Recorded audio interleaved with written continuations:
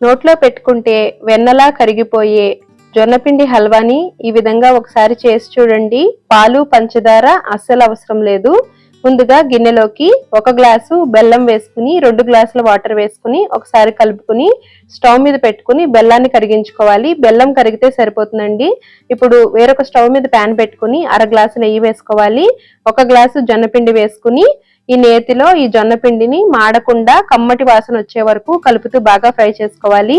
జొన్నపిండి అంతా నెయ్యి వదిలేసిన తర్వాత మనం కరిగించుకున్న బెల్లం వాటర్ ని కొద్ది కొద్దిగా వేసుకుంటూ ప్యాన్ కి సెపరేట్ అయ్యే విధంగా హల్వాని కలుపుతూ ఉడికించుకోవాలి. ఇప్పుడు ఇందులోకి యాలకుల పొడిని వేసుకుని మరొకసారి కలుపుకుని ఒక ప్లేట్ లోకి తీసుకోవాలి. బాగా చల్లారిన తర్వాత పీసెస్ గా కట్ చేసుకుంటే ఎంతో రుచిగా ఉండే జొన్నపిండి హల్వా రెడీ అవుతుందండి. వీడియో నచ్చితే లైక్ చేసి మీ ఫ్రెండ్స్ అండ్ ఫ్యామిలీ మెంబర్స్ కి షేర్ చేయండి. Thanks for watching.